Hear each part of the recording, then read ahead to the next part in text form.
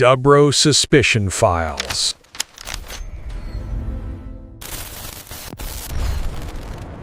So, if you followed the seismic shifts in Chinese politics, maybe, about a decade ago? Yeah, that's about right. One name just completely dominated every single headline: Bo Xilai. Oh, absolutely.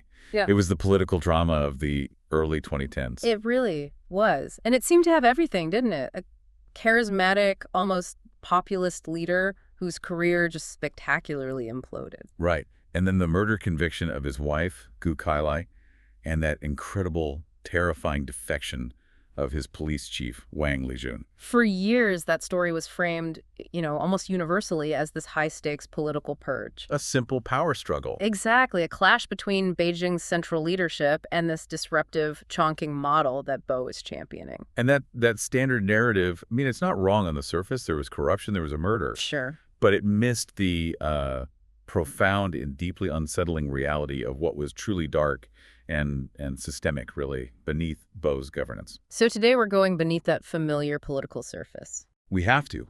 We're going to investigate something far more visceral, what our source material calls a darker, more visceral substratum. Okay. We're looking at a foundational darkness that didn't just fuel his power, but, it demonstrated the terrifying, absolute impunity of his entire regime. All right, let's unpack that. Our mission today is a serious one, and it's going to force us to connect some truly disturbing dots. Mm-hmm. We're attempting to triangulate three overlapping narratives that all intersect in one city, Dalian, back in the 1990s. This is where Bo first sort of perfected his power. Right. First, we need to understand the political architecture of that Dalian fiefdom, how he built this kingdom of total unchecked power. And second, we have to investigate the unexplained, the total disappearance of this very high-profile television anchor, Zhang Weijie. And critically, we have to connect those two stories to the third. The simultaneous, high-speed rise of the world's largest industrial human plastination industry. Yep. In that exact same city. The body factories. The body factories. The source material we've gathered, and we're talking forensic audits, witness testimonies, corporate filings from the body trade, very sensitive judicial timelines. It all points to an institutional pattern. Mm-hmm. It suggests a regime where the state possessed and absolutely utilized the power to monetize and erase the incarcerated body. Effectively reducing human beings to fungible units of economic value. It's chilling. It forces us to redefine the whole scandal. We're not just talking about bribery and murder. No, not at all. We are diving deep into the realm of what's called biopolitics. Explain that. It's this concept where the state gains total, absolute control over the biological life and death of its citizens. The state decides who is worthy of life and who can be commodified. So we're using the concept of the Dalian model as our anchor here. We know Bo Xilai was famous for his aesthetic urbanism. Oh, yeah. The wide manicured plazas like Shanghai Square, the European architecture, the fashion festivals. But you're saying that glossy exterior was just... It was camouflage. The aesthetic appeal was a political tool. The Dalian model was, at its core, a ruthless consolidation of power. Where foreign direct investment, FDI, was the top priority. Prioritized so aggressively that all ethical and regulatory norms, especially around handling human remains, were just thrown out, discarded entirely. The money and the power it brought came first, always. That sets a chilling stage for what we're about to explore. So let's start at that foundation. How did Bo Xilai build the political structure that allowed this level of control? Well, you have to start with his family. Bo Xilai came equipped with what's known in China as a red nobility pedigree. Okay, what does that mean exactly? His father, Bo Yibo, wasn't just some party official. He was one of the 8 immortals. One of the foundational revolutionary elders. Exactly. These were the guys who held immense power, who guided China's economic reforms. This pedigree gave Bo Xilai incredible political protection. He was, for all intents and purposes, untouchable. Political royalty. So he never had to worry about the usual bureaucratic red tape that other officials did? Not at all. He could govern with this style that was charismatic, flamboyant, populist. He wasn't some dry bureaucrat, which is why he got so much international attention. And Dalian, from 1992 to 2000, that was his personal laboratory. His showcase. Totally. He was obsessed with its visual presentation. He believed aesthetic success translated directly into political capital. So things like Shanghai Square, one of the largest city squares in the world. That, the deliberate construction of European-style architecture, the International Fashion Festival, It was all part of the brand. A brand-building exercise. But you argue this was just the camouflage for his real goal, a deep, ruthless consolidation of power that bypassed central oversight. You call it the power triad. The power triad was the secret sauce. It was the tight, virtually unchecked integration of three key state pillars: the municipal government, the local judiciary, and the PSB. The Public Security Bureau, the police, and internal security. Right. And under Bo, this triad operated with near total executive power. It effectively turned state enforcement into his personal tool. If Bo wanted something done, legally or, extrajudicially, this triad made it happen. And it was in this environment, this bubble of unchecked power, that he started inviting in some highly unusual foreign investment. This is where the dark industry found its footing, absolutely. The documents confirm he personally approved these high-tech zones to attract foreign capital. And that included some peculiar biotechnology ventures, like industrial-scale plastination. And we have to stop and underscore why that specific personal approval by the mayor was so crucial. Why? Wouldn't that just be handled by some, commerce department? Not for this. Because the handling, the acquisition, storage, and processing of human remains is legally and ethically sensitive everywhere on the world. To set up a facility designed for the mass industrial processing of human cadavers for global exhibition, this isn't some small academic lab. It required specific high-level municipal consent. A factory like that would be a logistical and regulatory nightmare in any Western country. Exactly. For it to open in Dalian, Bo Xilai, as the ultimate authority, had to personally greenlight the technology, the sourcing pipeline, and all the necessary regulatory workarounds. He was the chief enabler. So he didn't just, passively ignore ethical norms. He actively cultivated an environment where this specific macabre new industry could thrive. Because it brought in money. Substantial foreign direct investment and notoriety. It was a direct consequence of the Dalian model prioritizing capital above all else, even above human life. Before we move to the victims, we need to talk more about Kailai. She was the one who managed the family's more violent interests, the Empress. Kailai was absolutely central to the whole operation, a formidable figure in her own right, a highly successful published lawyer. She won a landmark case in the U.S. She was his intellectual equal, his strategic partner. Yes, but the descriptions of her private volatility are chilling. Associates, including the man she would later murder, 𝐏𝐿, described her as mentally unstable. Prone to these erratic, controlling outbursts, behaving like an unforgiving empress whose commands were absolute. And her role evolved, didn't it? From legal partner to something else. She handled the illicit finances and, critically, the neutralization of perceived threats. The 𝐏𝐿 murder in 2011 is the perfect, terrifying template for what neutralization meant. The dispute was all about money. Economic interests. 𝐏𝐿 threatened to expose the family's finances, especially their son, Bo Xilai. And the key takeaway here is that this was not some desperate, isolated act. It showed a deep-seated belief within that family that they were entitled to mobilize the state security apparatus, the police, the judiciary they controlled. The power triad. The power triad. They used it to resolve personal financial disputes, emotional conflicts, and most importantly, threats to the dynasty. The stakes were life or death, dictated by what they perceived as their own self-interest. And once you understand the ruthlessness of that power triad and the volatility of Kailai, the story of the missing anchor becomes not just a tragedy, but an entirely predictable consequence of their system. So Zhang Weijie, she wasn't just some minor local celebrity. She was a major public figure in Dalian all through the 1990s. Right, she anchored this hugely popular show, Sun Rain, on Dalian television. She was young, articulate, beautiful. She was the modern, aspirational image that Bo Xilai was trying so hard to project for the whole city. In a way, she was the human face of the Dalian model. And her public recognition, from what the reports say, was huge. It even rivaled some local officials. Her proximity to the mayor was an open secret in Dalian. And she apparently leveraged that connection, asserting her status at the TV station and in local society. And that visibility is what put her directly in the crosshairs of Kailai. That kind of assertion of status was an unforgivable offense to the Empress. And then there's the central allegation that defines her vanishing. That Zhang became pregnant with Bo Xilai's child in the late 1990s. And this just fundamentally changed the political calculus of the entire affair. Okay, let's elaborate on that political threat. For a politician like Bo Xilai, why was an illegitimate child so catastrophic? Because it's not just a moral failing. It's a massive political vulnerability. in that deeply image-conscious Chinese political elite. It's a breach of party discipline. A huge one. It gives immediate leverage to your political rivals, and most critically, it poses a threat to the dynastic succession. Right. 𝐏𝐃𝐂𝐓 was fiercely committed to her son, Bo Xilai, being the uncontested heir. The existence of a rival, a half-sibling, was an existential threat to her power, her stability within the family's whole political structure. And the rumors suggest Zhang Weijie knew this. She reportedly used the pregnancy as a shield during public confrontations with 𝐏𝐃𝐂𝐓. A terrible miscalculation.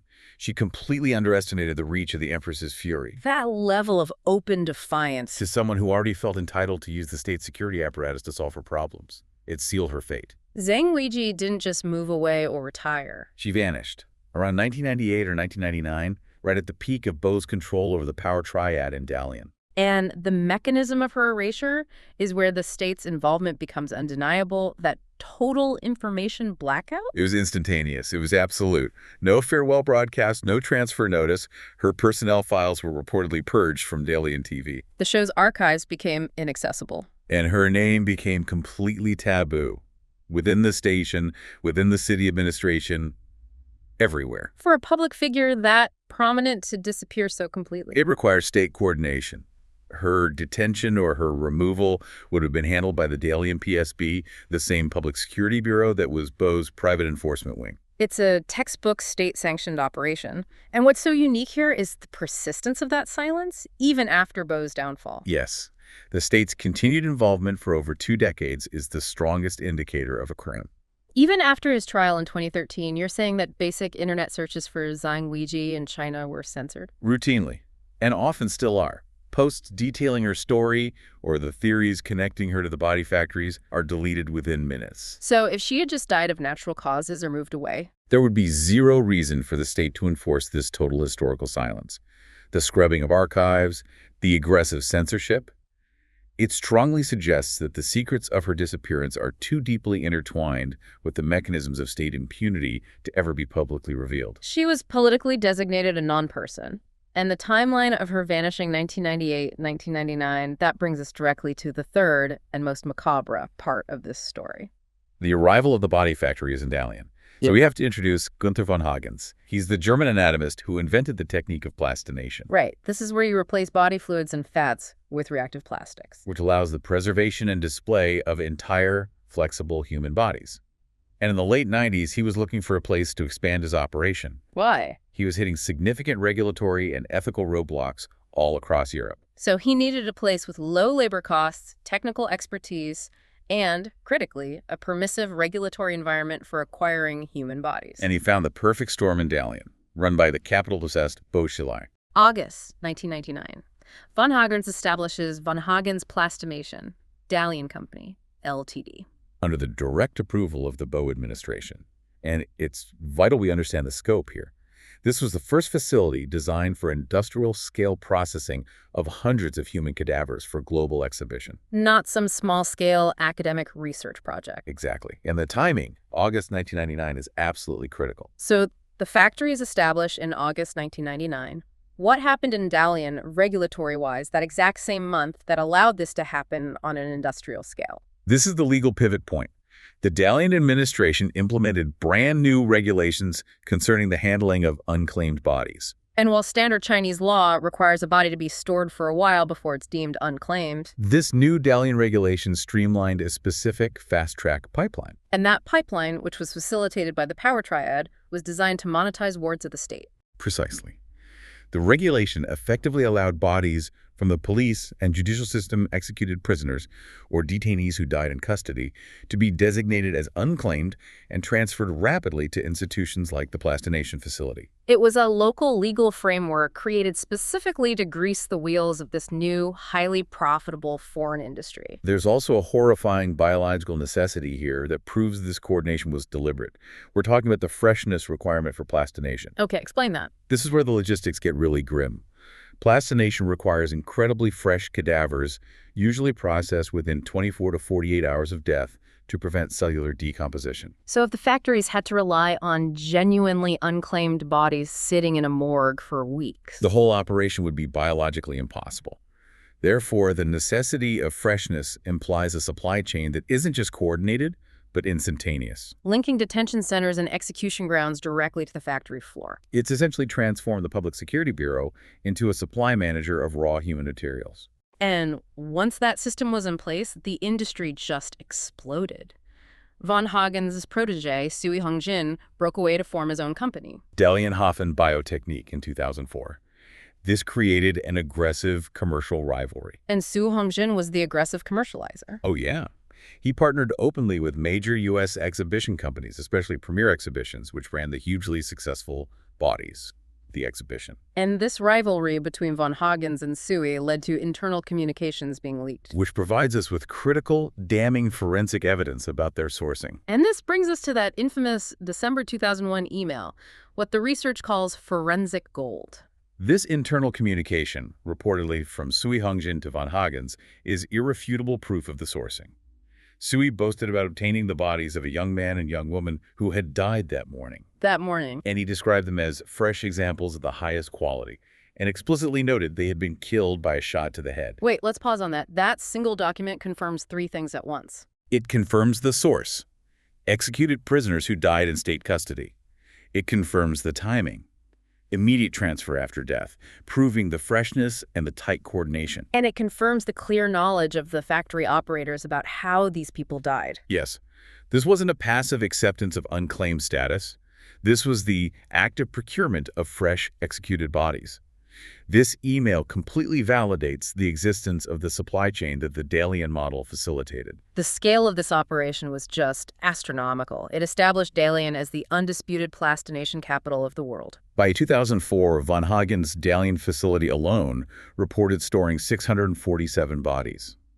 Sui Hongjin's operation was supplying dozens of global exhibitions at the same time. Which raises a grim demographic question that has to be answered. Why did the city of Dalian suddenly have hundreds of young, healthy individuals, the preferred demographic for display dying unclaimed or non-natural deaths in such a short time? The supply couldn't have been random. It required a systematic, state-run source of young, healthy bodies already in state custody. And that systematic source is revealed when we look at the political context of 1999. We have to tie the supply to the political crackdown that created the resource pool. So we circle back to July 1999. Just 1 month before the factory was established and the new regulations were put in place. This was when Jiang Zemin launched the nationwide crackdown against Falun Gong. And the sources are very clear that Liaoning province under Bo Xilai was eager to prove its political loyalty. Extremely eager. They aggressively enforced the persecution, making it a key epicenter of detentions and re-education camps. So detention facilities in Liaoning, places like the infamous Masanje labor camp, they just swelled with detainees. Dramatically. And crucially, many Falun Gong practitioners refused to identify themselves to the authorities. Why? They did it to protect their families from repercussions. But in doing so, they inadvertently made themselves legally unclaimed in the eyes of the state. And highly vulnerable to the body trade. They became disposable assets. So we have this profound temporal correlation. July 1999. The political ban creates a massive influx of detainees who are vulnerable and unclaimed. August 1999. New Dalian regulations categorize these bodies for transfer. August 1999. The factory capable of industrial-scale processing opens its doors. This sequence, it's not a coincidence. It proves causality. It was a 4-week policy window that aligned the execution system, the prisoners, the law, and the infrastructure. The existence of this new systematic resource pool allowed the establishment of this capital-intensive industry. And what's more, the two major body trades, organ harvesting and plastination, they fed off the exact same resource pool. How so? If organ harvesting requires the death of the victim but leaves most of the anatomical structure intact, Wow. the remaining body is the perfect, fresh raw material for the plastination factories. That structural link between execution, detention, and profit is the essence of the Dalian model's brutality. And we can't discuss the technical side of this machinery of death without looking at Wang Lijun's background. Wang Lijun was the true technocrat of death. This was years before he became the police chief in Chongqing. Back in Liaoning, he ran the Jinzhou City Public Security Bureau on-site psychological research center. And his research was terrifyingly specific. It focused on organ transplantation and methods of lethal injection execution. So he wasn't just directing policy, he was personally involved in the system that converted living detainees into research subjects or corpses. The sources quote him boasting. In an acceptance speech for an award for his execution research, he said he had personally witnessed thousands of people on the execution ground. Thousands. This is not idle chatter. This background confirms he was intimately knowledgeable about the entire supply chain, the execution protocols, the timing for organ harvesting, and implicitly, the fresh acquisition requirements of the plastination industry Bo Xilai had established. His knowledge was absolute. Which is why his defection was such a terrifying threat to the entire system. The overwhelming evidence, it spans political crackdowns, specific regulations, corporate emails, the police chief's background. It makes the connection between Bo's administration and the body trade inescapable. And this leads us back to the human cost and the grotesque intersection of these crimes in the form of one specific exhibit. This is the moment. This is where the political scandal and the supply chain scandal potentially merge into one devastating truth. We're talking about the specimen of the reclining pregnant woman. This exhibit, which was supplied by Sui Hongjin's Dalian operation, became the viral censored focal point after the Bo Xilai downfall. It's arguably the most disturbing specimen in history of any of these exhibitions, anywhere. It shows a woman whose abdomen has been surgically opened and folded back, revealing a nearly full-term fetus, estimated to be about 8 months gestation. The emotional impact is just immense, and it immediately triggered the speculation that we have to examine systematically. Following Wang Lijun's defection and the, removal of that immediate political fear, Chinese netizens who had long remembered the missing anchor started connecting the dots. And the theory that the specimen was Zhang Weijie went viral. And provoked the massive censorship we talked about. Let's review the pillars of this powerful circumstantial case. You have to look at the convergence. First, geography and timeline. Zhang Weijie vanished in Dalian, the exact city where Bo Xilai ran his power triad in the late 1990s. The factory which supplied this very specimen was established in Dalian in 1999 under his direct approval. Second, biological status. Zhang was allegedly pregnant with the child of the city's most powerful leader, making her disappearance an act of political erasure. And the specimen is a pregnant woman at a visible gestation period consistent with the timeline of her disappearance. And third, and this is the psychological argument, the logic of ultimate erasure. Meaning what? If Zhang Weijie was killed by Kailai's security apparatus to eliminate a threat, processing her body into a permanent, chemically preserved and toured exhibit is the ultimate grotesque final act. It's a literal trophy. Hiding a political murder in plain sight on a world stage. And the theory gained a lot of weight from Sui Hongjin's own evasiveness when he was pressed on the identity of the bodies he was selling. This is a key piece of forensic plausibility. When Sui Hongjin was publicly questioned about the identity of the pregnant woman's specimen, he reportedly said that he promised the husband he would not reveal it. A husband. A husband. If these bodies were truly anonymous, unclaimed indigents, as the exhibition companies claimed, how could there be a living husband with whom the company made a confidentiality agreement? That one statement completely undercuts the entire defense that these were just standard unclaimed cadavers. It does. It implies a specific known identity and a transactional silence. It suggests the body wasn't unclaimed in the traditional sense, but was deliberately made unclaimed. Through coercion or some agreement with the perpetrators. The level of state control needed to orchestrate that.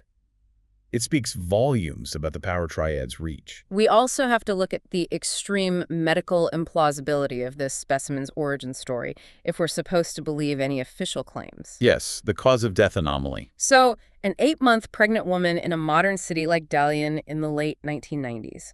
For her to die of natural causes without medical intervention. A C-section would be standard procedure to save the child, or at least try. It's highly, highly improbable. And for the body to be preserved intact and fresh enough for plastination, it suggests a death that was rapid and was followed by immediate transfer. Bypassing all standard medical and morgue procedures. And we have to emphasize the legal prohibition. Chinese law explicitly forbids the execution of pregnant women. Which is why the death points so strongly toward an extrajudicial killing.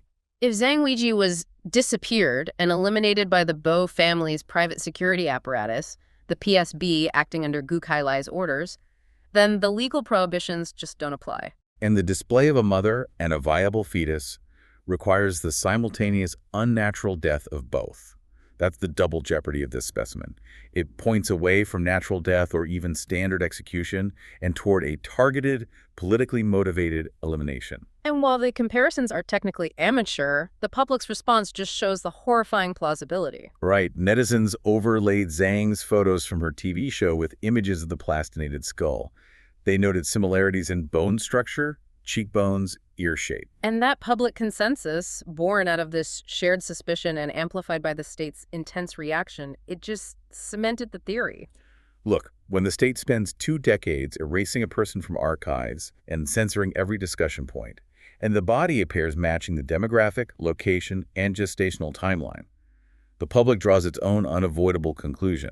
The state's active suppression is the loudest voice in this debate. The entire system, however, began to unravel not because of the missing anchor or the bodies, but because of a much more familiar trigger: corruption and financial greed. Embodied by Neil Haywood. He was Bo Xilai's crucial white glove fixer. His job was the dirty work, moving vast amounts of illicit wealth overseas, ensuring high-status placement for Bo Xilai in elite Western schools. The relationship was transactional until Haywood demanded a higher commission. A lot higher, reportedly $22 million on a large transaction. And, critically, he threatened to expose the family's assets. That threat to the dynasty was the red line. Kailai lured him to a hotel in Chongqing And poisoned him in November 2011.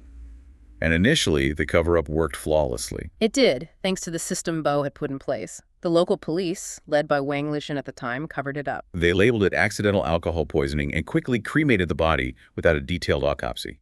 The power triad was functioning perfectly. But the cover-up was fragile. Wang Weijie, who was deeply paranoid about his own safety. And rightly so. He knew all the family's secrets, the murder, the body trade, everything. He confronted Bo Xilai. And the reaction was the ultimate humiliation for Wang. Bo Xilai physically assaulted him, he slapped him, and then he demoted him. Effectively making him a political liability.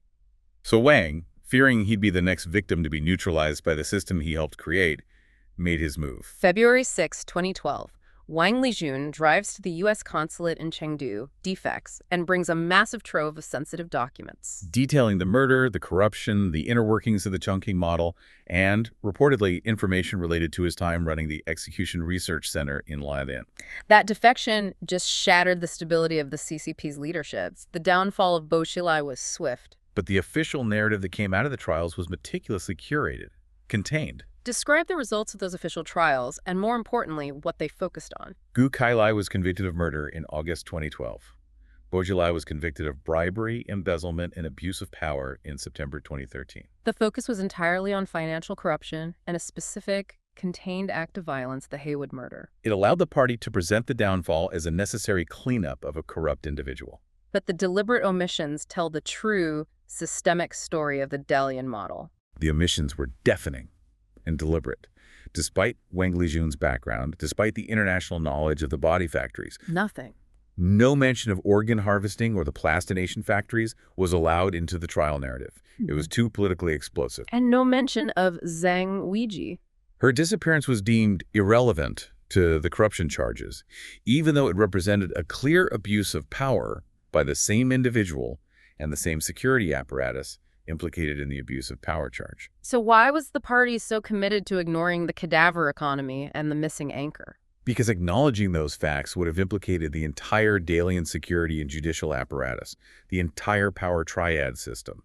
It would have exposed that the model Bo Xilai created wasn't just corrupt, but was systemically built on the commodification and extrajudicial elimination of human life. So the party successfully cut out the individual cancer that was Bo Xilai. But they deliberately left the carcinogen, the systemic ability of the state apparatus to exert absolute, unchecked power over the human body for profit intact. The factories kept running. And that refusal to address the root systemic failure is why the story continues today. To really understand the Dalian model, you have to see the coordination. This wasn't a series of coincidences. It was a highly organized system leveraging political repression for commercial gain. Let's review that final convergence table one last time, just to emphasize the speed. July 1999. Political crackdown, influx of prisoners. August 1999. Factory approval. Immediately followed by the August 1999 Dalian Unclaimed Bodies Regulation. The state created the resource pool, provided the legal mechanism to access it and approved the foreign infrastructure to monetize it all within 4 weeks. This proves the profit motive for detention was integrated into the Dalian model's political strategy. The system was designed to turn detainees into capital. And this profit motive was subsidized globally. We can't discuss this without addressing the role of Western audiences and powerful corporations like premier exhibitions. The world was paying millions to access bodies sourced under extrajudicial conditions. By paying these massive fees, sometimes $25 million for a 5-year lease on specimens, and by generating huge revenue through ticket sales. The world directly subsidized the Dalian police and security apparatus that ran the supply chain.